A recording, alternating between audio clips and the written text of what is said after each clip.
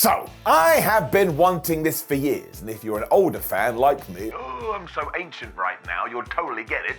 and if you're a young fan, well, I look forward to having a chat with you. Because during the April 17th Raw main event, not only did we have Kevin Owens, Sami Zayn and Matt Riddle to take on the Judgment Day, but by the end of it, the LWO were getting involved, as were the Bloodline, as we got a big old-fashioned faction wrestling brawl. So I thought this absolutely rocked hard, and why? The WWE were finally fixing this historic mistake. I did the why too early. Here's why. I suck.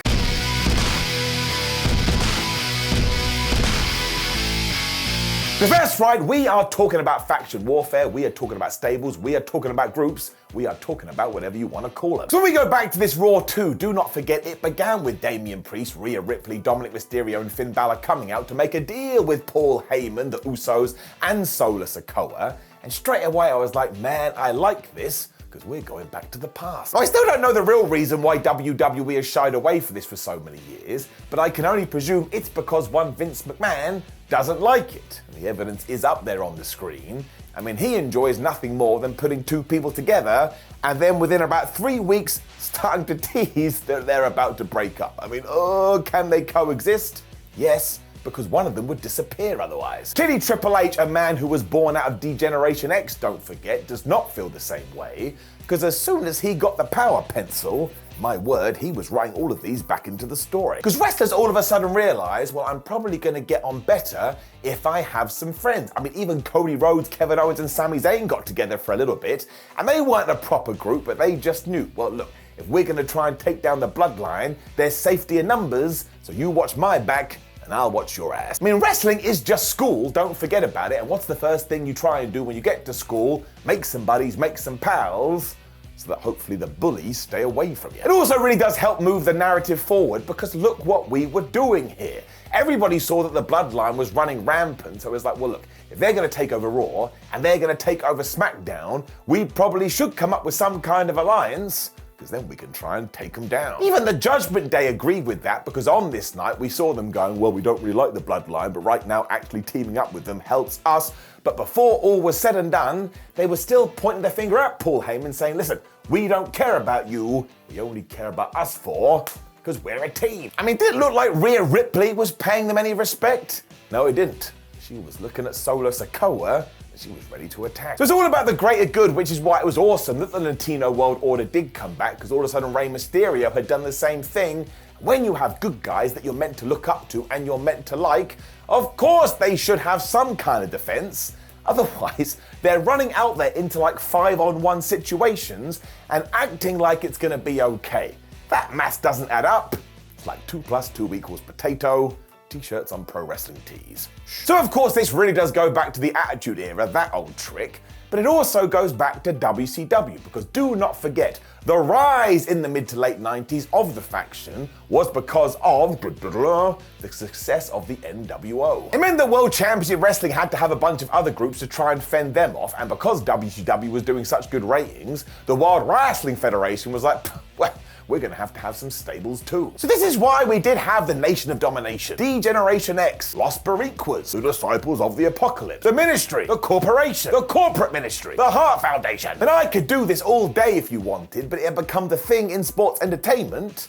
Everybody went and did the thing. And of course this was all shaped by the likes of the Four Horsemen and the Freebirds from back in the day. But just to tie into my point earlier, it also meant that if you were a babyface, you didn't look like a goober, because for ages the New World Order were just running over everyone, which is why everybody wanted to be in the group, and it's why people like DDP were able to climb the ladder, because all of a sudden he became the force against them, and everybody wanted to be his friend too. What you also do when you do head in this direction as well is open the doors for more natural and organic singles feuds, because you can start picking and choosing from people within the group and saying, well, you're going to take on that guy, and hey ho you, why don't you face this person? And Triple H really does seem like a massive supporter of these merged scenarios, because look at all the backstage segments he puts on. It's not now it's time for you and now it's time for you. You see everybody crossing the streams, and while the Ghostbusters told that was a bad idea, there's always an exception to every rule. It also allows more people to get on TV, and it means you can become greater than the sum of your parts. And do you know what the end result of that is? you create more stars. And always remember this. What is the point of wrestling? To entertain the fans and to create new stars. You all knew I was going to say it. It's why I am worried about the WWE draft, which I think you will have seen by the time this video goes live, because I just think that WWE is going to split up all these teams, including the Judgment Day. I mean, Rhea Ripley is barely with them anymore, but I tell you, they have at least 12 more months in them. Don't throw the baby out with the bathwater. I mean, the problem is that Vince McMahon is never going to be able to help himself, which ties back to what we said earlier. I mean, do not forget that when Randy Orton and Riddle got together, Vince wanted to pull the trigger after 2 weeks. And it was only the crowd going, oh my gosh, we love these guys, that allowed it to go as long as it did. I do think it would be a mistake though, because the Judgment Day at the moment are acting as wonderful protectors for Dominic Mysterio as he continues to get better and better. And as for the LWO, you can't mess with that right now. Once again, they've only been going about 6 weeks. I can't believe we do anything with the Bloodline either, because the entire WWE structure is lent against them. So surely that has to be some proof as well. Oh my gosh, last year ratings have been doing so well. What's it been? Oh, it's because Roman Reigns had a pack of wolves around him. Maybe we should do that with some other people. Do not forget, one of the reasons Roman feels like the king right now ties directly into this. I mean, even 25 years ago, Rikishi and Too Cool teamed up together, and nobody thought that was going to work, but did it? Yes, it did. And of course, look, you don't want to overbook Raw and SmackDown and just have brand faction warfare all the time, where we have a brawl here and you have a brawl there.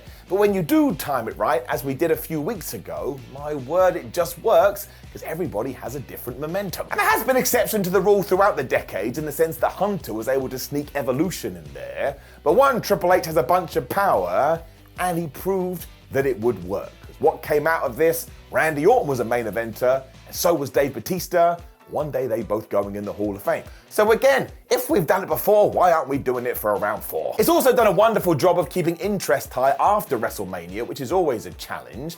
And there are other superstars that would benefit from this. You could give Seth Rollins a couple of guys from NXT, maybe Pretty Deadly, they all dress kind of funny. I still want the Hurt Business to return, but at this juncture, I don't think WWE is going to do it, so I'm a sad panda. And why can't we just take 3 random guys like Austin Theory, The Miz, and Logan Paul and make them a trio? Do you know how much they would be hated? You could create some kind of device to test the negativity, it would probably break. It also shifts away from the fact that Roman Reigns is our top star, but he's not going to be on every single show, because not only can you use individuals, but that's right, I'm kind of repeating myself now, you can use groups. So you're kind of doubling up here.